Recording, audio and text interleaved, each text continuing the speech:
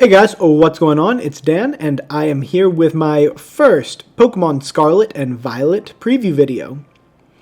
Just so you know, this video will contain no spoilers, as everything will be discussed as hypothetical, whether or not a Pokemon has been confirmed to be in the games or not.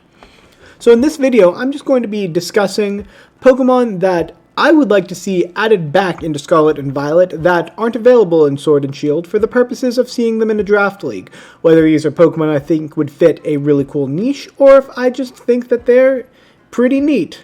So without any further ado, let's go ahead and dive into the video. The first Pokemon that I want to discuss, and the impetus for this video, is Kermominable. At first, I was thinking I want Kermominable in this video because it was in my first playthrough of Pokemon Sun, and I just think that it's pretty neat generally. Then I started taking a closer look at its stats.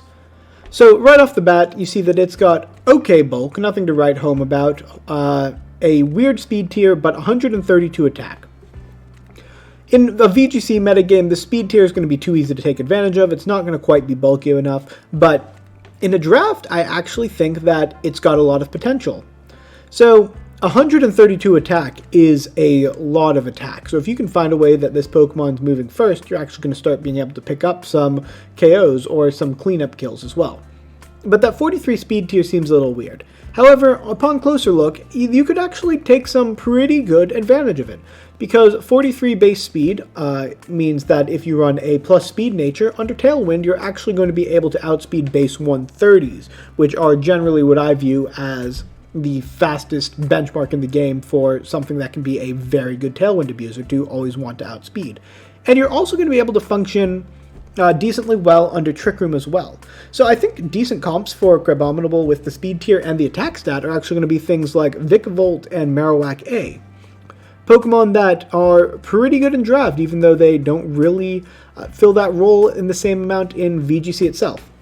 Kermominable is also boosted by its abilities. You have 3 different abilities that could all see use. Hyper Cutter prevents Intimidate from neutering the attack, so into certain matchups that's going to come. Iron Fist will boost some of its attacks, and it might be getting more new moves in Scarlet and Violet as well, so I think that's going to be a very good ability in draft to boost its already high 132 base attack. And then you could also run some cheesy Anger Point sets with something like a Frost Breath Frostlast if you're going for a mono ice team, or something else that's just going to be able to consistently trigger Anger Point to give this high attacking Pokemon an already immense attack. So that's why I have Kermominable as the first Pokemon in this video that I really hope get added into Scarlet and Violet. The next Pokemon that I wanted to discuss is Alligator. The Johto starters are generally pretty fondly remembered, and I might be hitting another one later as well. But for me, the top choice out of them here would be Alligator. Alligator's got a pretty decent moveset. It's got access to a lot of coverage moves and Dragon Dance.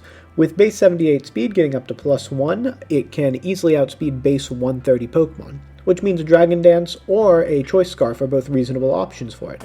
Its stats are a little bit underwhelming until you take a look at its abilities.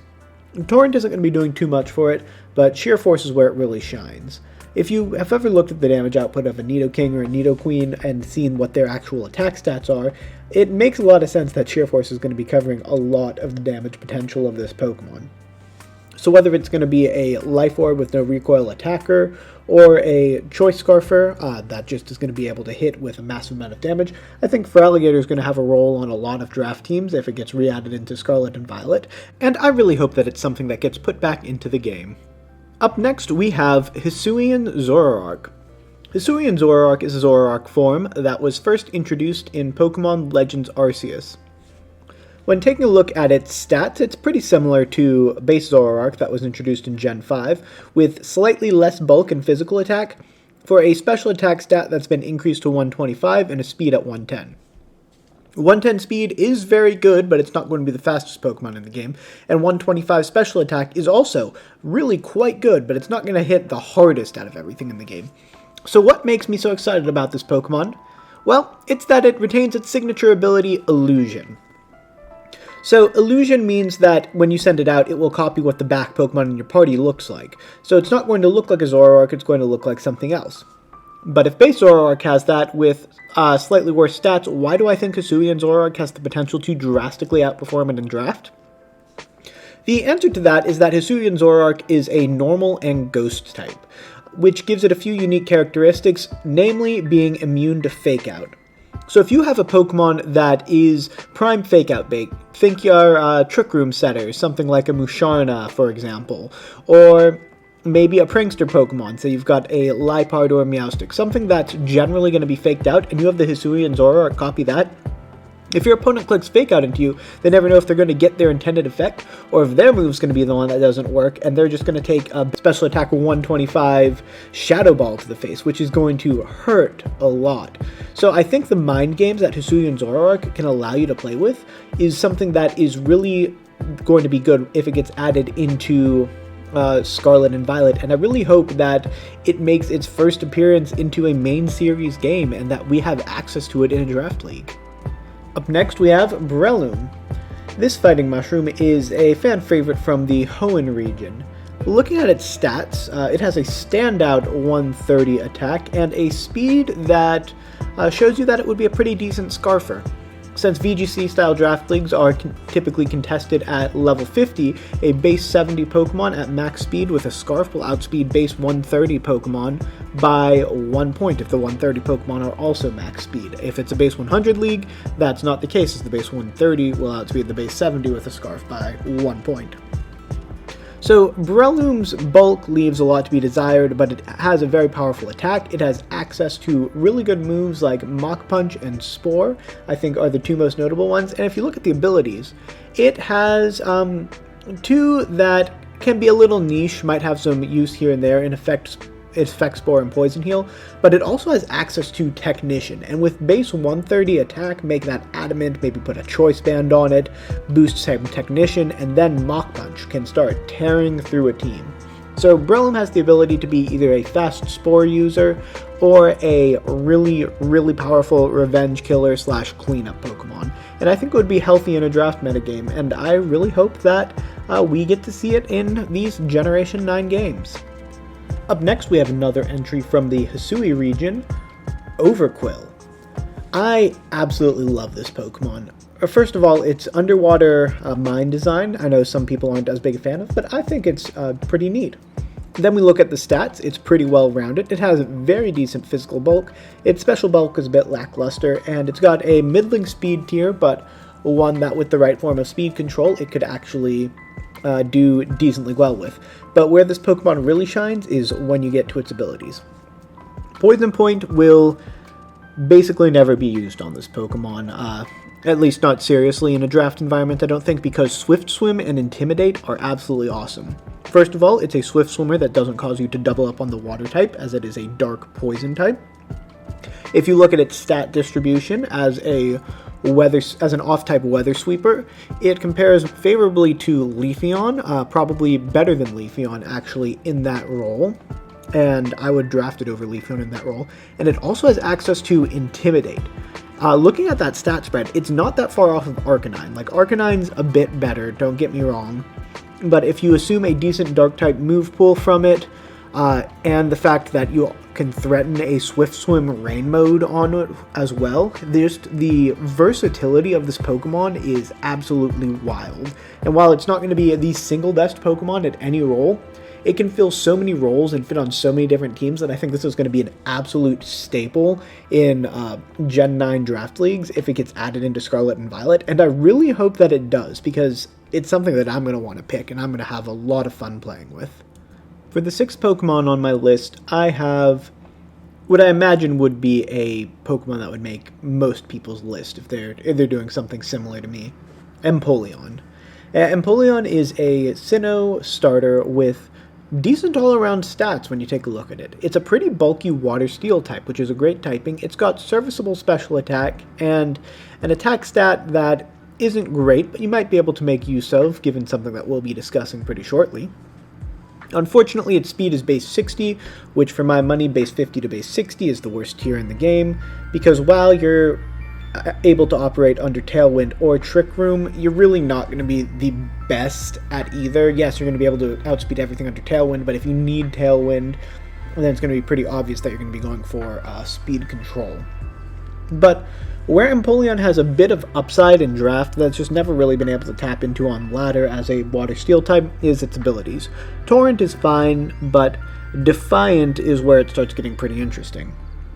If you're able to make it harder for your opponent to run Intimidate or to run their stat dropping moves because they don't know if you're going to be a physical Empoleon that can get a Defiant boost, then I think it's going to be pretty useful in a draft strategy.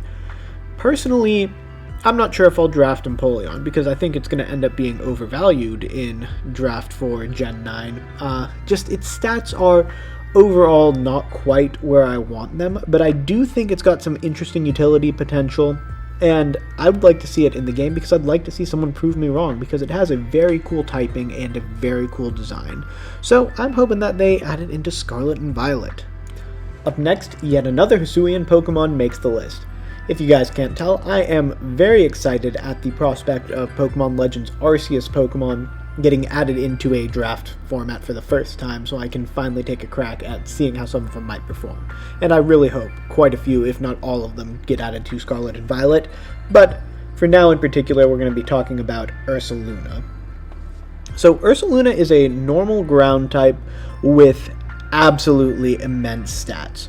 130 HP, 105 defense, and 80 SPDF. Put an AV on it, and it's got bulk for days on both the physical and special side.